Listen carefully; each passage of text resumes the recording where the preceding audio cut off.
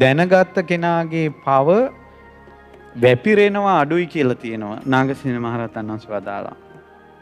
දැනගන්න කෙනාගේ පව වැපිරෙනවා අඩුයි. නොදන්න කෙනාගේ පව වැපිරෙනවා වැඩි. ඇයි ඒ? දන්නේ සමහර රටවල මේ ෆාමසි ලංකාවේ තියෙනවා වගේ තමයි ගබ්සා මධ්‍යස්ථාන තියෙන්නේ. කොච්චර ප්‍රාණඝාතද? ඒවා පින්ද දුර්ලභව ලබනවා මනුස්ස ජීවිතය.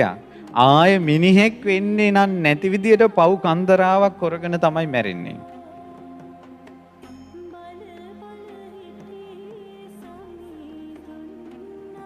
ඒකයි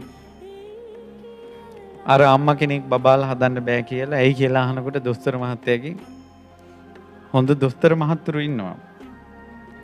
ඇයි කියලා අහනකොට කියලා මේ දරුවෝ දෙන්නෙක් හදාගන්න බෑ. ඉතින් ඒ නිසා දරුවෝ නැතික. ඊට පස්සේ කෝ ඔයා මේ පාපේ මන්ලවා කරගන්න හදන්නේ. ඔයාටම ඔයාගේ ප්‍රශ්නේ විසඳ ගන්න ක්‍රමයක් කියන්නම් කියලා. මොකද්ද කියලා? පීහා කරන් ලොකු පුතාගේ බෙල්ල කපලා දාන්න කියලා. ඒ දෙන්නෙක්නේ හදාගන්න බැරි. අනේ මගේ දරුවා. ඉතින් බඩේ ඉන්නේ කවෙනෙකෙද්ද? ලැබෙන්නේ නැහැ සංසාරේට දරුවෙක්. මාව මේ බුද්ධ ශාසනයට පූජා කරපු මාව වදපු අම්මා කොයිතරම් සැනසෙල්ලක් ලබයිද? උන්ද පින්වන්තයි. ඔය මැරෙන දරුවෝ අතර ගොඩාක් ඇති හාමුදුරුවරු අහිංසක ළමයි. දොස්තර කෙනෙක් හිටියා. බන දන්න දොස්තර කෙනෙක්. එයාට 아무තු අත්දැකීමක් ආවා. එයා දැඩි සත්කාරේ හිටියේ. පුතයි තාත්තයි රන් වෙලා තාත්තා පුතාට පොල්ලෙන් ගහලා පුතා තාත්තට පිහින් ඇනලා. කොල්ලා අවුරුදු 25යි තරුණයි අමාරුයි. තාත්තා අවුරුදු 60යි 70යි අමාරුයි වයසට වලපයයි ගුඩපයයි. ඔබ හිතෙන් අහන්න. ඔය දෙන්න එක වෙලාවේ දැඩි සත්කාර ගෙනාවොත් ඉන්නේ එක දොස්තර නම් කවුද ඉක්මනට ගන්නෙ ඇතුළට? ඒ දොස්තර මහත්තයා කල්පනා කළා කොල්ලා තරුණයි වයස තව තියෙනවා ගොඩාක්. මේ මහල්ලා මහලුයි. ජීවත් වුණත් ඒ හැටි කාලයක් ඉන්නේ නැහැ. තරුණ ජීවිතේ වටින්නේ. එනමුත් මේ තාත්තා මැරුණොත් මේ කොල්ලා කල්පයක් නිරේ.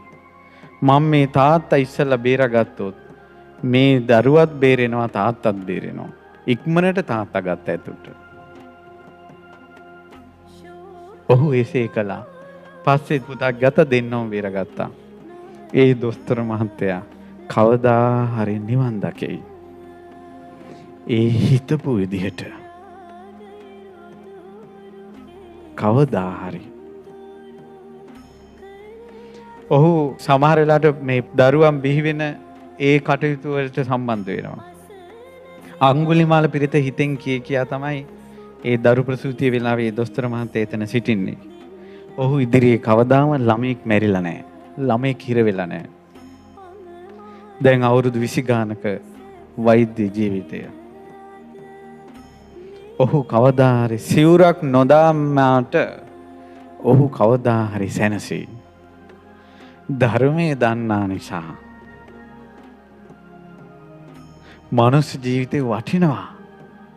ආය කැරකිලා සතර ආපායට වැටුනොත් එන්නේ නැහැ.